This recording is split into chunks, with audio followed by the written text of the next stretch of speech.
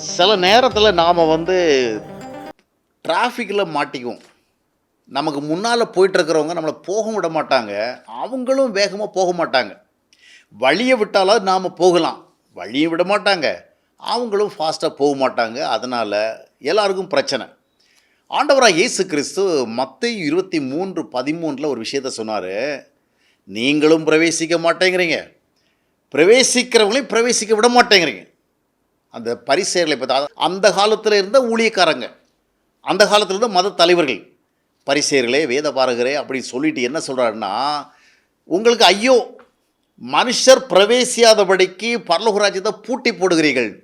நீங்கள் அதில் பிரவேசிக்கிறதும் இல்லை, பிரவேசிக்க போகிறவர்களை பிரவேசிக்க விடுகிறதும் இல்லை. ரொம்ப டெரிபிளான ஒரு சமாச்சாரம் இது. பரலோகத்தை நீங்கள் பூட்டி போடுறீங்க, பரலோகத்துக்குள்ளே போக விட மாட்டேங்கிறீங்க அப்படிங்கிறாரு.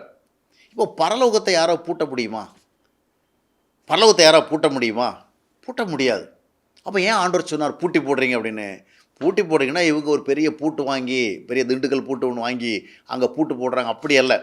அர்த்தம் என்னன்னு சொன்னால், நீங்களும் தேவனுடைய அந்த ராஜ்யத்துக்குள்ளே பிரவேசிக்கிறதுக்கான நிலைமையில இல்லை, நீங்கள் அதற்குரிய ஒரு செயல்பாட்டில் இல்லை. ஆனால் என்ன பிரச்சனை, நீங்களும் போக மாட்டேங்கிறீங்க. போகிறவருக்கு வாய்ப்பு இருக்கிறவங்களுடைய வாய்ப்பு என்ன செய்யுங்க, ஸ்பாயில் பண்ணுறீங்க. அப்போ போக விட மாட்டேங்கிறீங்க.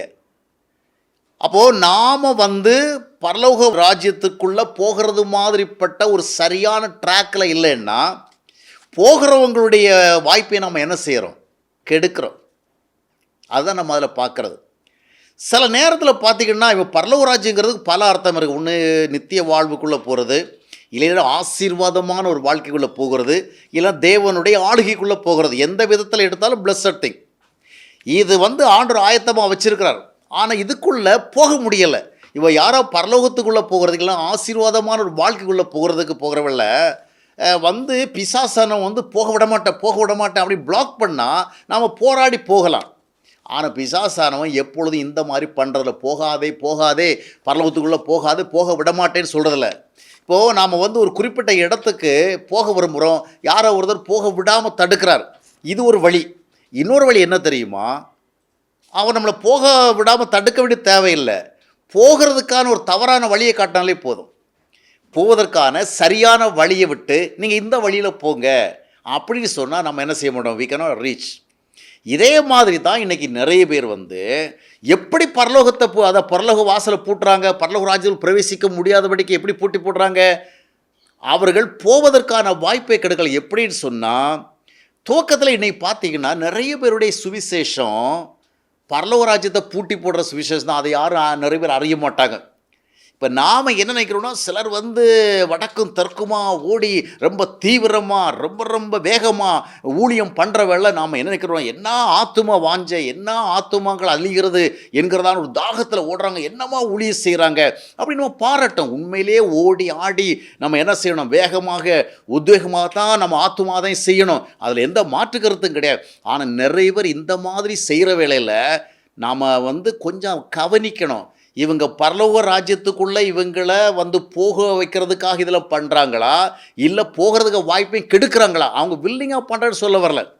அவர்கள் பாருங்கள், சுவிசேஷத்துலேயே ஒரு பிரச்சனை இருக்குது. என்ன பிரச்சனைன்னு சொன்னால், மத்தேயு 23:15 வாசித்தீங்கன்னா ஆண்டவருக்கு தெளிவாக சொல்கிறார். ஒருவனை உங்கள் மார்க்கத்தான் ஆக்கும்படியாக நீங்கள் என்ன பண்ணுறீங்க, சமுத்திரத்தையும் பூமியை சுற்றி திரிகள். அப்போ என்ன நடக்குதுங்க, எப்படியாயிலும் நம்ம இந்த யூத பக்தி மார்க்கத்துக்குள்ளே, இந்த யெகோவா மார்க்கத்துக்குள்ளே ஒருவனை கொண்டு விட வேண்டுமே அப்படிங்கிற ஒரு பெரிய அர்ஜு, அப்படிப்பட்ட ஒரு பெரிய ஒரு தேஸ்ட் இருக்குது. அதுக்காக ரைட்டும் லெஃப்ட்டும் ஓடுறாங்க, சமுத்திரத்துக்கும் பூமிக்கும் சுற்றி வராங்க. ஆனால் அதுக்கப்புறம் ஆண்டவர் என்ன சொல்கிறாருன்னா, நீங்கள் ரொம்ப வேகமாக ஓடி எப்படியாயிலும் ஒரு சரியான மார்க்கத்துக்குள்ளே ஒருவனை கொண்டு வர வேண்டும் என்று எல்லாம் பண்ணுறீங்க. ஆனால் அவன் உங்ககிட்ட வந்துக்கிட்ட பிறகு அவனை யாராக மாற்றுறீங்க, ரெட்டிப்பான நரகத்தின் மகனாக மாற்றுறீங்க. அதாவது அவன் உங்கள் வழியில் வரலைன்னா நரகத்துக்கு பாத்திரவான், உங்கள் கையில் மாட்டிக்கிட்டான் அவன் இரட்டிப்பாக நரகத்துக்கு பாத்திரவான். என்ன அருமையாக ஆண்டவர் சொல்கிறார் பார்த்தீங்களா? இன்றைக்கி அதுதான் நிறைய இடங்கள் நடக்குது. பாவியாக இருக்கிற வேளையில் கிடைக்கிற தண்டனை விட இன்றைக்கி நிறைய பேர் பக்தி வாழ்க்கைக்குள் வந்தார்கள் பாருங்கள், அவர்கள் 2 தண்டனை காத்திருக்குது. காரணம் என்றால் அவர்களை அவ்விதமாக வழிநடத்தி இருக்கிறார்கள். சுவிசேஷமே தவறாக தோங்குது. எப்படி சுவிசேஷம் என்ன ரொம்ப சிம்பிளாக சொல்கிறதா இருந்தால் லூக்கா 24 வாசித்து பார்க்கும் பொழுது பாவ மன்னிப்போம் மனம் திரும்புவதும் எல்லாருக்கும் என்ன செய்யணும், அறிவிக்கப்படணும். ரட்சிப்பை குறித்து எல்லாருக்கும் சொல்லணும். இதுதாங்க gospel presentation, gospel declaration, gospel ப்ரொக்ளமேஷன்ங்கிறது இதுதான். ஆனால் இன்றைக்கு நிறைய பேர் ரொம்ப ரொம்ப வேகமாக தான் ஓடுறாங்க, ரொம்ப ரொம்ப வேகமாக தான் வேலை செய்கிறாங்க. அதை நம்ம அப்ரிசியேட் பண்ணி தான் ஆகணும் நிச்சயமாக. ஆனால் என்ன காஸ்பலை கொடுக்குறாங்க? இயேசு கிறிஸ்து கொடுத்த காஸ்பலை கொடுக்குறாங்களா? அதுதான் கேள்வி. இயேசு கிறிஸ்து கொடுத்த காஸ்பல் மனிதனுடைய மிகப்பெரிய பிரச்சனையான பாவத்திலிருந்து விடுதலை. ஆனால் நாம் கொடுக்குற காஸ்பல் என்ன தெரியுமா? அந்த பாயிண்டை கறிவேப்பிலத்தனமாக சொல்லிட்டு நம்ம பாயிண்ட் என்ன தெரியுமா? வியாதியிலிருந்து விடுதலை அடைகிறது, வேலை கிடைக்கிறது, தொழில் முன்னேற்றம் அடைகிறது, வாழ்க்கையில் வாங்கின கடனை திருப்பி கொடுக்கிறது, குடும்பத்தில் நல்ல காரியங்கள் நடக்கிறது. இப்படிப்பட்ட காரியங்களுக்காக நீங்கள் இயேசுவை ஏற்றுக்கொள்ளுங்கள், இதற்காக வாருங்கள் சொல்கிறோம். நாம் நல்ல விஷயம் செய்கிறது மாதிரி தான் செய்கிறோம். ஆனால் அது சரியான விஷயம் அல்ல. ஏன்னா சுவிசேஷம் என்பது இயேசு கிறிஸ்து கஷ்டப்படுறவங்களுக்கு நன்மை செய்கிறார் என்பதில் அது வேறு டாப்பிக்கில் வருது. நன்மை செய்கிறவராக சுற்றி திருந்த இயேசு தான் நம்ம பார்க்குறோம். ஆனால் காஸ்பல் சுவிசேஷங்கிறது வேற. பாவிகளை ரட்சிக்க கிறிஸ்து இயேசு உலகத்திற்கு வந்தார். அதனால் அந்த பாவத்தோடு தொடர்புடைய ஒரு சிக்கலில் மனுஷன் இருக்கிறான், அதற்கு சொல்லணும். இன்றைக்கி நம்ம பார்த்தீங்கன்னா பெரிய பெரிய நிறுவனங்கள் இருக்கிறது, பெரிய பெரிய ஸ்தாபனங்கள் இருக்கிறது, பெரிய பெரிய இயக்கங்கள் இருக்கிறது. பெரும்பாலான இடங்களில் இந்த காஸ்பல் சொல்லப்படுகிறது இல்லை. ஏன்னா இந்த காஸ்பலில் ஜனங்களுக்கு ரொம்ப ஈடுபாடு இருக்காது என்பது இவர்களுக்கு தெரியும். அதனால் கஷ்டம் பிரச்சனை எல்லாருக்கிட்டையும் இருக்குது, நெருக்கடி எல்லார்கிட்டையும் இருக்குது, கடன் துன்பம் எல்லார்கிட்டையும் இருக்குது, வியாதி எல்லார்கிட்டையும் இருக்குது. அதனால் அந்த காஸ்பலை சொல்கிறோம். இதுவே என்ன செய்து விடுகிறேன்னு சொன்னால் பரலோக வாசலை பூட்டுகிறதுல முதல் படி இது. துவக்கமே சுவிசேஷம் சரியில்லை. இந்த சுவிசேஷத்தை கேட்டு வரதை உள்ளே வந்தால் இந்த சுவிசேஷத்தின் அடிப்படையில் அவர் வளர்வார். வளர்கிற பொழுது எங்கே போய் சேர முடியாது? பரலோகத்துக்கு போய் சேர முடியாது. இரண்டாவதாக இந்த வாசலை எப்படி பூட்டுறாங்கன்னு சொன்னால், எந்த ஒரு ஊழியரும், எந்த ஒரு போதகரும், எந்த ஒரு பாஸ்டரும், எந்த ஒரு சுவிசேஷகரும், எந்த ஒரு சுவிசேஷ இயக்கமும் ஜனங்களை தங்களிடத்தில் வர வைக்கிறது போன்ற எந்த ஒரு காரியத்தை செய்தாலும் இவங்க என்ன பண்ணுறாங்க தெரியுமா? இவங்களுடைய ஊழிய வாசலை திறந்து கொடுக்குறாங்க, பரலோக வாசலை பூட்டு போடுறாங்க. அவங்க என்டர் ஆக முடியாது. காரணம் தெரியுமா? இவர்கள் தங்களை சார்ந்து செயல்படும்படியாக ஜனங்களை அழைக்கிறாள். எங்களுடைய ஜப கூட்டத்துக்கு வாங்க, எங்களுடைய உபவாச கூட்டத்துக்கு வாங்க, எங்களுடைய ஜபங்களை எதிர்பாருங்கள், எங்களுடைய அற்புதத்தை எதிர்பாருங்கள், எங்களுடைய பங்காளர் திட்டத்தை எதிர்பாருங்கள் சொல்லி இந்த ஜனங்கள் இவங்க கூட்டத்துக்கு போன ஆசீர்வாதம் வரும், இவங்க நமக்கு ஜெபம் பண்ண ஆசீர்வாதம் வரும், இவங்க நம்ம எதிர்காலத்தை பற்றி சொன்னால் நம்ம சில விஷயங்களை தெரிஞ்சுக்கலாம், இவங்க பங்காள திட்டத்துக்குள்ள நுழைஞ்சா நமக்கு ஆசீர்வாத பங்கு கிடைக்கும் அப்படிங்கிற மாதிரி உள்ளே போயிட்டு என்ன ஆகுது சொன்னால் இவர்களுக்கும் தேவனுக்கும் தொடர்பு இல்லாமல் போயிடுது. அப்பொழுது என்ன நடைபெறுதுன்னா பரலோக வாசல் பூட்டப்படுகிறது. பரலோகத்துக்கு போகிற சான்ஸ் இவங்க இழக்கிறாங்க. ஏன்னா இவங்க பார்த்தீங்கன்னா அவர் என்ன பிரசங்கம் பண்ணுறாரு, என்ன உபதேசமோ அதெல்லாம் மேட்டர் கிடையாதுங்க. அங்கே போனால் அற்புதம் நடக்குதான், அங்கே போனால் வியாதி சுகம் அடையுதான், அங்கே போனால் எல்லாருக்கும் வல்லமை கிடைக்குதான், அபிஷேகம் கிடைக்கும், எல்லாம் இங்கே தான் வராங்க. அப்போது தேவனிடத்தில் செல்ல வேண்டியவர்களை நாம் தேவனுடைய பேரில் நம்முடைய ஸ்தாபனங்களை நோக்கி வரவழைக்கிறோம், நம்முடைய சபைகளை நோக்கி வரவழைக்கிறோம். நம்முடைய ஊழியத்துக்குள்ளே வரவழைக்க, நம்ம சபைக்குள்ளே வரவழைக்க வேண்டாமா, நம்ம ஊழியத்துக்குள்ளே வரவழைக்க வேண்டாமா? அந்த அர்த்தத்தில் அல்ல. பெரும்பாலும் நம்மை சுற்றியே மக்கள் ஆசீர்வாதங்களை எதிர்பார்க்கும்படியாக நாம் அவர்களை வழிநடத்துகிறபடினாலே பரலோகத்து ராஜ்யத்துக்கு செல்வதற்கு ஏதுவாக அவர்கள் தேவனோடு ஒரு தனிப்பட்ட ஐக்கியத்தை உருவாக்குவதில் அவர்களுக்கு வாசல் அடைக்கப்படுகிறது. சுவிசேஷத்திலேயே பாதி வாசலை பூட்டிட்டோம், மிச்சத்தை என்ன பண்ணுறோம்? அவங்கள வழி நடத்துறதில்ல. அடுத்தது பார்த்தீங்கன்னு சொன்னால் இப்போது ஒருவரை பரலோகத்துக்குள்ளே போகும்படியாக, அதாவது அவர் பரலோக ராஜ்யத்துக்கு பிரவேசிக்கணும், இட்டர்னல் லைஃபுக்கு அவர் போகணும், ஆசீர்வாத வாசலுக்குள்ளே அவர் போகணும், தேவனுடைய நன்மைகளுக்குள்ளாக போகணும். அப்படி போகணும்னா அவரை தேவ ஐக்கியத்தில் பழக்க வைக்கணும், தேவ உறவில் பழக்க வைக்கணும். அதுதான் நியூ டெஸ்டமென்ட். தேவ உறவில் தனிப்பட்ட முறையில் ஒரு மனிதன் வாழ்ந்து வளரணும். ஏன்னா அப்பா பிதாவே என்று கூப்பிடும்படியான புத்திர சுவிகார ஆவி கொடுக்கப்பட்டிருக்கிறது ரோமர் 8:15 சொல்லுகிறது. 17 என்ன சொல்கிறது? புத்திரனான சோதரருமாமே, அப்போ பிள்ளைகளான சோதரருமாமே சொல்லப்பட்டிருக்கிறது. அப்போ அந்த அனுபவத்தின்படி அவர்களை இன்னும் அவர்கள் கர்த்தரை சார்ந்து, கர்த்தரை அவர்களை தேடி கர்த்தரோடு ஐக்கியமாக இருப்பது தொடர்பான சத்தியத்தை பேசணும். இன்றைக்கி நம்முடைய திருச்சபையில் பார்த்திங்கன்னா ஜெபம் பண்ணுவதற்கு பழக்க வைக்கிறோம், ஆராதனை செய்ய பழக்க வைக்கிறோம், காணிக்கை கொடுக்க பழக்க வைக்கிறோம், ஊழியம் செய்ய பழக்க வைக்கிறோம், நம்ம ஸ்தாபனங்களை சபையை சார்ந்து வாழ பழக்க வைக்கிறோம். ஆனால் அவர்கள் தனிப்பட்ட வாழ்க்கையில் தேவனை அறிய, தேவ உறவை அறிய, தேவ ஐக்கியத்தில் வாழ அந்த விதமான அனுபவங்கள் நடத்துவது ரொம்ப ரொம்ப குறைவாக இருக்கிறது. இங்கே தான் என்ன நடைபெறுகிறதுன்னு சொன்னால் அவர்கள் தேவனுடைய ராஜ்யத்தில் பிரவேசிக்கும்படியான வாய்ப்பு அளிக்கப்படுகிறது. இதுதான் பரலோகத்துக்கு பூட்டு போடுறது.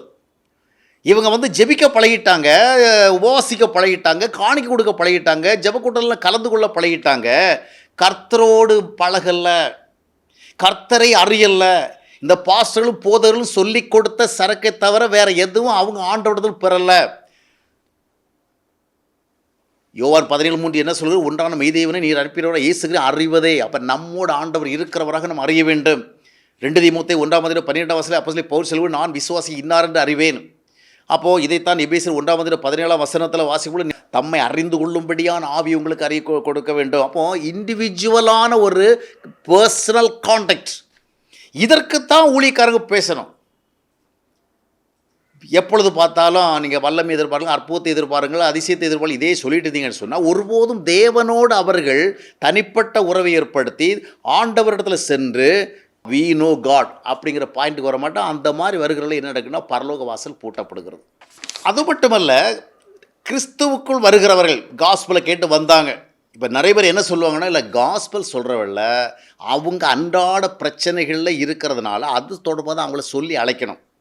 அப்போ தான் அவங்க வருவாங்க. வெறுமனே பாவம், பரலோகம், பரிசுத்தம் இதெல்லாம் சொன்னால் அந்த திரும்பி கூட பார்க்க மாட்டாங்க. அதனால் முதலாவது வியாதி, பிரச்சனை, கடன், கஷ்டம் இதை சொல்லி தான் வரவழைக்கணும். ரைட், அது கூட ஒரு பாயிண்ட் ஆஃப் வியூவில் எடுத்துக்கும். வந்த பிறகு நம்ம என்ன பிரசங்கம் பண்ணுறோம்? வந்த பிறகு இவங்களை எப்படி வழி நடத்துகிறோம்? வந்த பிறகு நம்ம கொலோசியர் 1:28 பவுல் சொன்னது மாதிரி செய்கிறோமா? இல்லை. வந்த பிறகும் வாழ்நாள் முழுவதும் அவர்களிடத்தில் கர்த்தர் உங்களை ஆசீர்வதிப்பார், கர்த்தர் உங்களை உயர்த்துவார், கர்த்தர் உங்களை மேன்மைப்படுத்துவார், கர்த்தர் உங்களை தாங்குவார், கர்த்தர் உங்களுக்கு அற்புதம் செய்வார், கர்த்தர் உங்களுக்கு அதிசயம் செய்வார் என்று ஆசீர்வாத செய்திகளைத்தான் கொடுத்து கொண்டிருக்கிறோம். பெரிய ஊழியக்காரர், பெரிய பாஸ்டர்கள், பெரிய சபைகள் ஆசீர்வாதத்தை பற்றி பேசுகிறோம். இல்லை வல்லமை வல்லமை வல்லமை, அக்கினி அக்கினி அக்கினி, அபிஷேகம் அபிஷேகம் அபிஷேகம், பெற்றுக்கொள் பெற்றுக்கொள் பெற்றுக்கொள். இந்த காரியங்கள் தான் நடந்து கொண்டிருக்கு. இதனால் என்ன நடக்கிறது என்றால், இவர்கள் தேவனை அறிவதற்கான வாய்ப்பை இழக்கிறார்கள். தனிப்பட்ட முறையில் தேவனை அறியணுமே. ஆண்டவரை தங்களுக்குள் அறியாமல் நித்திய வாழ்க்கை எப்படி போவாங்க? ஏன்னா கிறிஸ்தவ வாழ்க்கை ஆண்டவர் அறிகிறது. பரலோகத்துக்கு போகிறவல்ல நீ எவ்வளோ ஜெபம் பண்ண, எவ்வளோ பைபிள் படித்த, எவ்வளோ பாட்டு பாடின, எவ்வளோ ஆராதனை பண்ண, எவ்வளோ ஊழியம் பண்ண, எவ்வளோ காணிக்கை கொடுத்த, இதெல்லாம் அங்கே கேட்க மாட்டாங்க. இயேசு கிறிஸ்துவோடு வந்திருக்கிறியா? ஏன்னா அவர் தான் நித்திய வாழ்வு. அந்த இயேசு கிறிஸ்துவோடு வாழும்படியே இவ்வளோ பழக்கலை. நாம் எப்போ பார்த்தாலும் ஆண்டவர் உங்களை ஆசீர்வதிப்பார், ஆண்டவர் உங்களை ஆசீர்வதிப்பார், ஆண்டவர் உங்களை ஆசீர்வதிப்பார்னு இவர்களுக்கு நம்ம ஆசீர்வாதத்தை பற்றியே பேசிகிட்டு இருக்கிறோம். இதுதான் அவங்களுக்கும் பிடிக்குது, நமக்கும் ஈஸியாக இருக்குது. அதனுடைய விளைவு என்ன? ஆண்டவர் சொன்னபடி மத்தேயு 23:13-15 சொன்னபடி நீங்களும் போகிறதில்லை, அவங்களையும் போக விடுறதில்லை. இன்றைக்கு இந்த ஊழியக்காரர்கள் சரியான தரிசனத்தோடு இருந்தால் அவர்களுடைய செய்திகளை கேட்கிறவர்களுக்கு பரலோகத்துக்கு போவதற்கான வாய்ப்பை அறிகிற சூழல் ஏற்படும். எனவே அருமையானவர்களே, பரலோகத்திற்கு போகிற வாய்ப்பை எப்படி இழக்க வைக்கிறோன்னு சொன்னால், அதாவது அவர்களுக்கு பக்தியை அறிய விடாமல் பண்ணுறதில்ல, தவறான பக்தியை வழங்குறது. நான் ஏற்கனவே துவக்கத்தில் சொன்னேன், ஒருவரை ஒரு குறிப்பிட்ட இடத்துக்கு போகக்கூடாமல் தடுக்கிறதுக்கு என்ன பண்ணலான்னா, போகாதேன்னு சொல்லலாம். போகாதேன்னு சொன்னால் அவர் நான் போய் தான் ஆவேன் அப்படிங்கிற போவார். அதுக்கு இன்னொரு வழி இருக்குது. என்ன? நீ போகணும் அப்படி தானே, இந்த வா, இதுதான் அதனுடைய வழி. அது தவறான வழி. அந்த வழியில் ஒருபோது என்ன செய்வார்? He will never reach that point. அது ரீச் பண்ணவே மாட்டார். எனவே ஞானமாக விவேகமாக நடக்க வேண்டும்.